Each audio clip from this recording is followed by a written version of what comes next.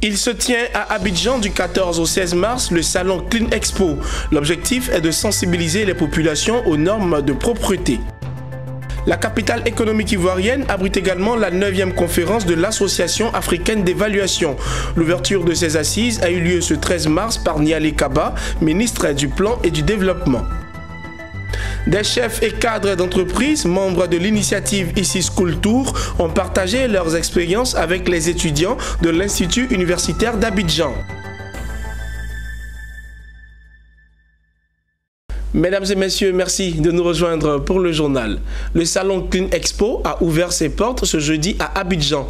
Cette première édition se déroule autour du thème Hygiène et sécurité environnementale en Côte d'Ivoire. C'est une plateforme qui a pour objectif de sensibiliser les populations et entreprises aux normes de propreté, d'hygiène et sécurité environnementale. Le salon Clean Expo se tient dans la commune du Plateau du 14 au 16 mars 2019. Suivez le reportage d'Ariane Touré et Richard Akeke. Il fallait y penser.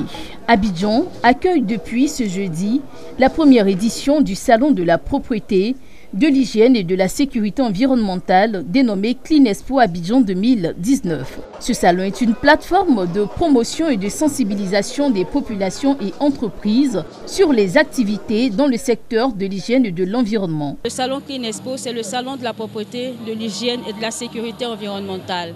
L'objectif donc de ce salon, c'est de créer une plateforme pour toutes les entreprises qui sont dans le domaine de la propreté, une plateforme d'échange avec le public, une plateforme de commercialisation, de présentation des entreprises, de présentation des produits donc, de ces entreprises-là au grand public. Et notre objectif, c'est de la sensibilisation, apprendre à l'Ivoirien à avoir un nouveau comportement.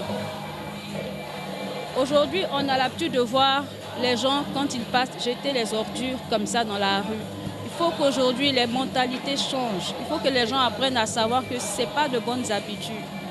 En plus de l'exposition, Clean Expo Abidjan 2019 est un forum. Hygiène et sécurité environnementale en Côte d'Ivoire, c'est le thème autour duquel tourneront les réflexions. Une initiative soutenue par l'État de Côte d'Ivoire. Ce salon est la traduction parfaite de l'objectif qui vise à adresser de façon concrète les questions relatives à la promotion de l'hygiène et à la préservation de la santé et de l'environnement en Côte d'Ivoire. Mesdames et messieurs, Monsieur le ministre est d'autant plus satisfait et fier de ce salon, premier du genre en Côte d'Ivoire, qui s'est fixé pour mission de promouvoir la salubrité, de garantir la protection de l'environnement afin de ne pas compromettre la capacité des générations futures à répondre à leurs besoins de développement par une mise en lumière des acteurs qui œuvrent dans le secteur. Ouvert du 14 au 16 mars, Clean Expo Abidjan 2019 s'achèvera par les awards de l'hygiène. Tous les décideurs et professionnels du domaine s'y rencontreront pour apporter des solutions innovantes ainsi que des recommandations en la matière. Ce salon se présente comme le plus grand rendez-vous des professionnels de la propriété, de l'hygiène et de la sécurité environnementale en Côte d'Ivoire. Abidjan, la capitale économique de la Côte d'Ivoire, abrite du 11 au 15 mars 2019 la 9e conférence de l'AFREA, l'Association africaine d'évaluation. Accélérer le développement de l'Afrique, renforcer les écosystèmes nationaux d'évaluation, c'est le thème autour duquel se déroulent ces assises. L'ouverture de cette conférence s'est faite par Nialé Kaba, ministre ivoirienne du Plan et du Développement. Le commentaire d'Hervé Blagnon. Avec la collaboration du gouvernement ivoirien et du RISE, le réseau ivoirien de suivi et évaluation, la 9e conférence de l'AFREA, l'Association africaine d'évaluation se tient en Côte d'Ivoire du 11 au 15 mars 2019. Des assises autour du thème « Accélérer le développement de l'Afrique, renforcer les écosystèmes nationaux d'évaluation ».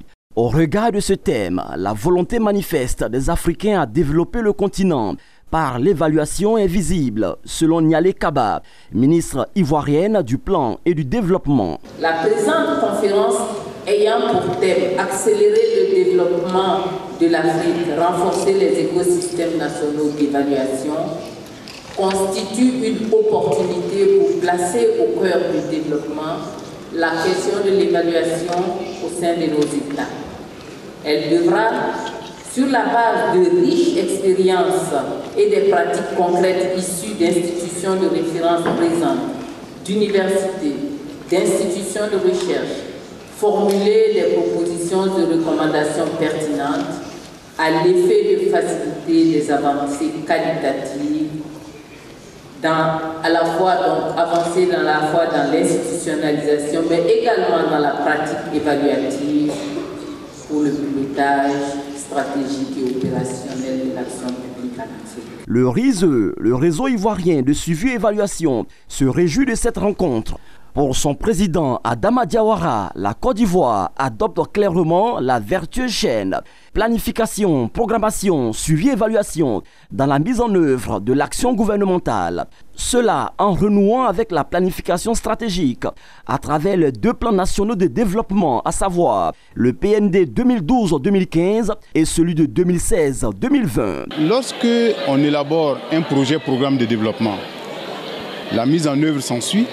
Mais s'il n'y a pas de suivi, à un moment donné ou à un autre, le projet peut dévier de la trajectoire, c'est-à-dire que les objectifs qui sont recherchés peuvent ne pas être atteints s'il n'y a pas de suivi pour faire en sorte que dès que la trajectoire est déviée, on apporte les corrections nécessaires pour ramener la mise en œuvre sur la trajectoire qui nous conduira inéluctablement vers les résultats recherchés. Bon, et de la même façon, lorsque le projet a fini d'être mis en œuvre, il faut qu'il y ait une évaluation pour voir si les résultats qui ont été édictés au départ ont été atteints et surtout voir l'impact. L'impact, c'est important, l'impact des projets-programmes sur le développement de nos nations. Les participants à ces assises espèrent que les travaux vont impulser l'évaluation tant voulue par les pays africains. Au Congo, nous avons conçu de gérer les choses en synergie entre les différentes institutions de la République, à commencer par l'exécutif et le Parlement qui a aussi la mission de contrôler les politiques de l'exécutif, aura là à joindre à ses missions l'évaluation des politiques publiques. Cette 9e conférence de l'Association africaine d'évaluation prendra fin ce 15 mars. Pour rappel, l'AFREA est une organisation de coordination des réseaux des organisations volontaires pour l'évaluation professionnelle, VOP, fondée en 1999 afin de répondre à la demande croissante de partage d'informations et de renforcement des capacités en matière d'évaluation en Afrique. Et nous disons encore une fois, joyeux anniversaire à l'AFREA. En Côte d'Ivoire, l'initiative ICI School Tour a rendu visite aux étudiants de l'Institut universitaire d'Abidjan IUA. Composé de chefs et cadres d'entreprise, les membres composants de cette organisation ont partagé leurs expériences avec 16 étudiants de l'établissement d'enseignement supérieur. Le but est de faire naître en eux la soif de réussir. Le reportage de Lawani Babatunde et Marius Seri. Ici School Tour, dans les locaux de l'Institut universitaire d'Abidjan. Les étudiants de cet établissement d'enseignement supérieur ont écouté tour à tour les exposants, non des moindres, des chefs et cadres d'entreprise venus partager leur vécu avec eux et les amener à transcender toutes les barrières pour réussir socialement. L'essentiel, c'était vraiment de leur communiquer la motivation nécessaire pour qu'ils puissent affronter les difficultés de la vie. Il y en a toujours, mais avec beaucoup de volonté, avec beaucoup de capacité d'adaptation, ils réussiront forcément. Donc le message que nous leur avons passé, c'est de dire que l'avenir est promoteur. Tout dépend d'eux-mêmes. Il faut qu'ils travaillent bien et surtout qu'ils aient des rêves. Et ça, c'est le plus important. Rien n'est facile dans la vie parce que, vous savez, les gens pensent qu'on y arrive tout simplement en claquant des doigts. Mais vous regardez, il y a la face cachée de l'iceberg. Un étudiant, il étudie.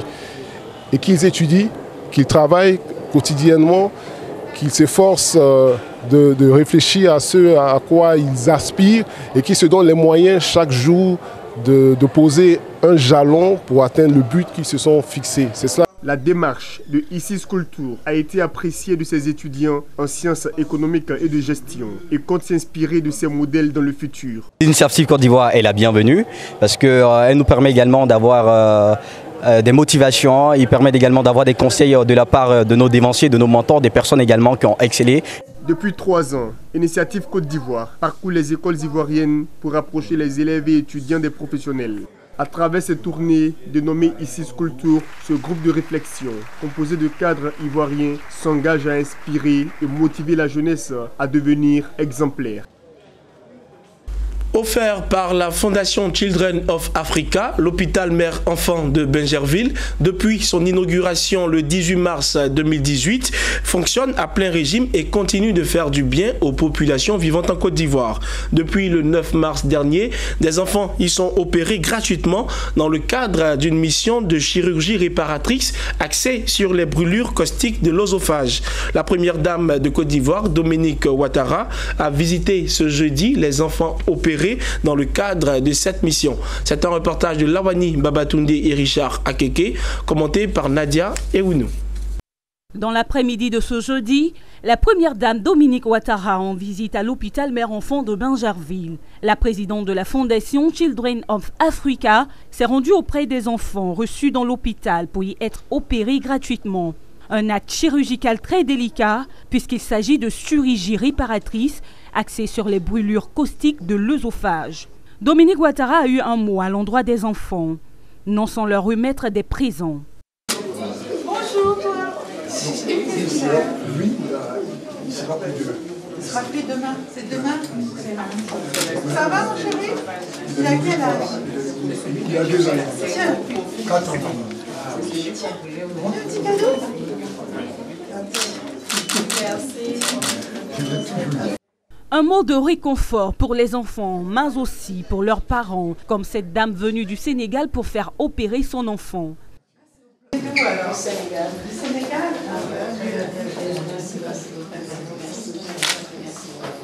Ces enfants sont pris en charge par l'hôpital mère-enfant de Bingerville dans le cadre d'une mission de chirurgie réparatrice axée sur les brûlures caustiques de l'œsophage. Il s'agit d'un traitement endoscopique ou chirurgical pour traiter la sténose caustique de l'œsophage.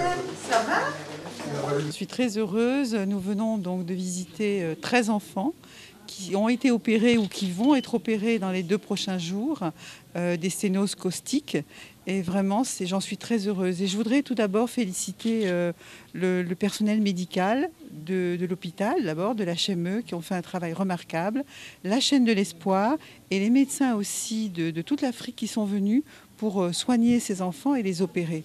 Vous savez que je ne le savais pas, c'est une opération qui est très grave et très importante puisqu'on leur remplace une partie de l'œsophage, en fait leur œsophage, par le côlon. Et donc c'est un travail important, une opération qui dure plusieurs heures.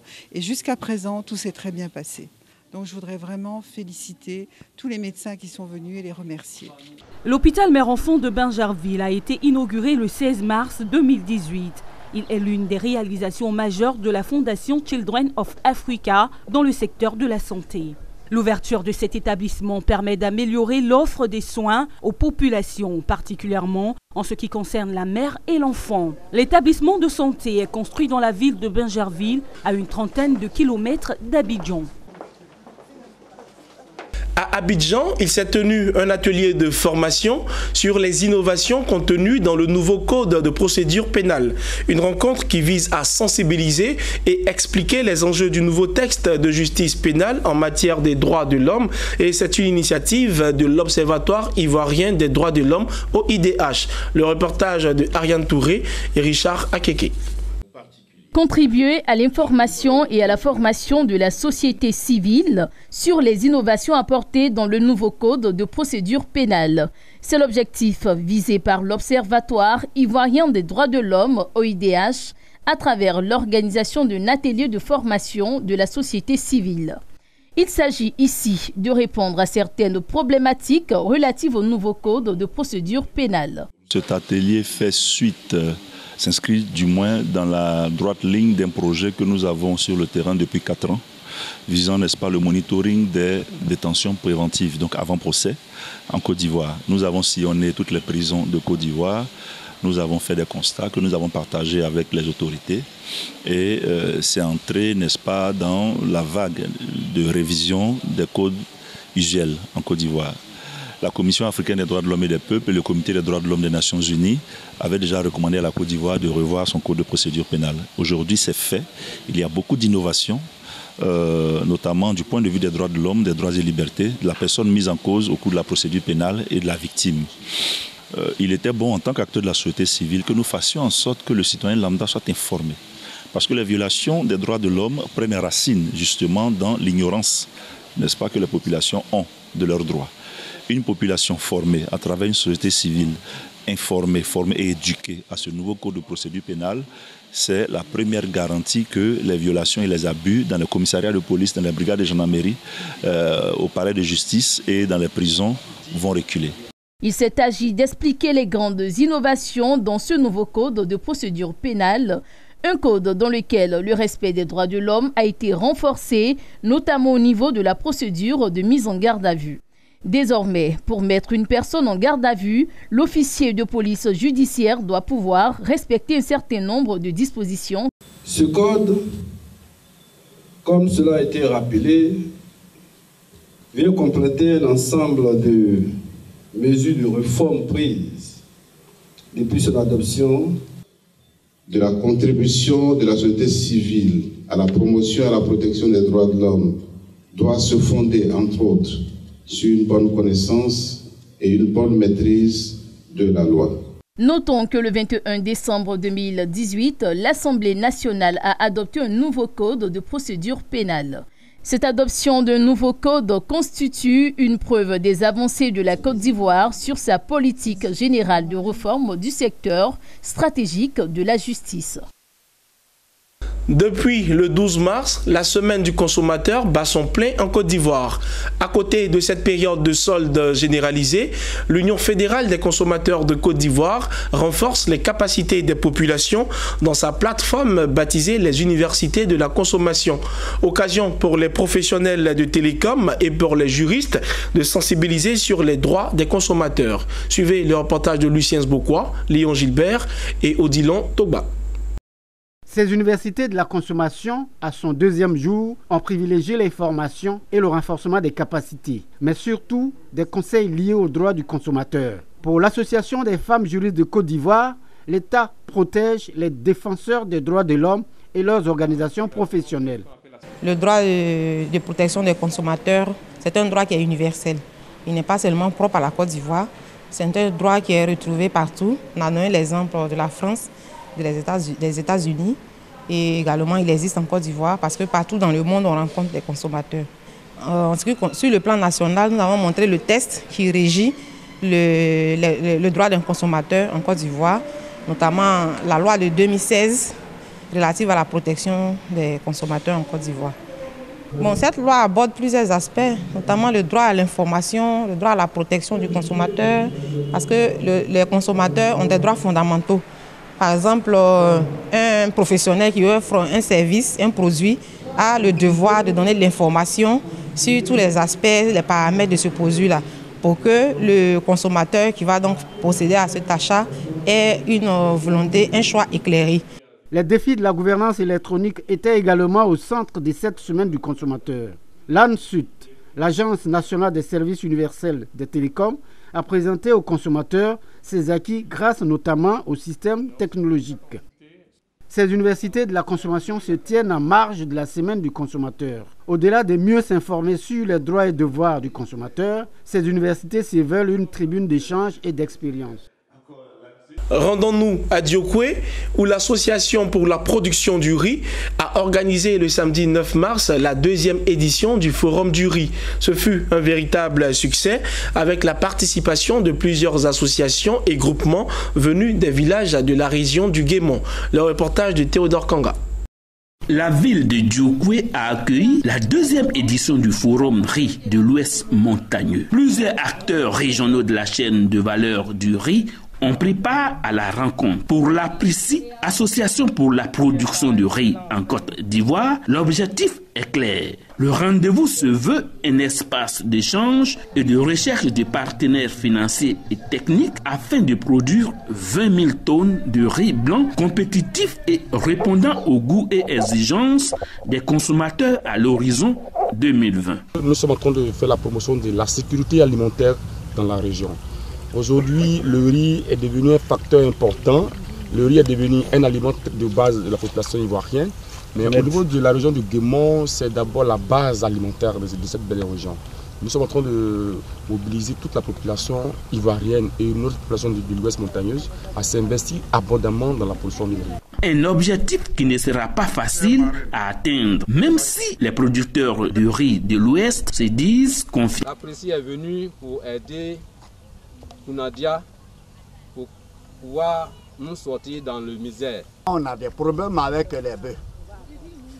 Vraiment, les propriétaires de bœufs commencent à nous fatiguer. Tout ce qu'on produit, ils viennent, ils ravagent tout. Les bas-fonds ne sont pas bien aménagés. Non, on demande au gouvernement de venir nous soutenir. Les acteurs de la filière riz de l'Ouest montagneux ont reçu de nombreux encouragements et soutiens pour les aider à atteindre leurs objectifs. Nous sommes venus visiter les bas-fonds, toucher du doigt les réalités que vivent les acteurs de la riziculture. On lance un appel au niveau de tous les partenaires et tous les bailleurs de fonds qui pourront nous aider à acquérir des instruments modernes de travail pour leur faciliter la tâche et pour que la région du Guémon soit autosuffisante dans la production du riz et pourquoi pas la Côte d'Ivoire. On voudrait faire de la région de l'Ouest montagneux le grenier de la Côte d'Ivoire. La Côte d'Ivoire est un grand pays consommateur de riz. Face au contexte mondial marqué par un renchérissement des prix des produits agricoles, le gouvernement ivoirien a fait de l'autonomie alimentaire une préoccupation majeure. C'est dans cette perspective que l'APRICI, Association pour la production de riz en Côte d'Ivoire, a été créée afin de lancer un vaste plan d'urgence et programme stratégique visant l'augmentation de la production agricole pour garantir la sécurité alimentaire. Mesdames et messieurs, merci de nous avoir suivis et de rester fidèles à votre chaîne panafricaine d'information économique.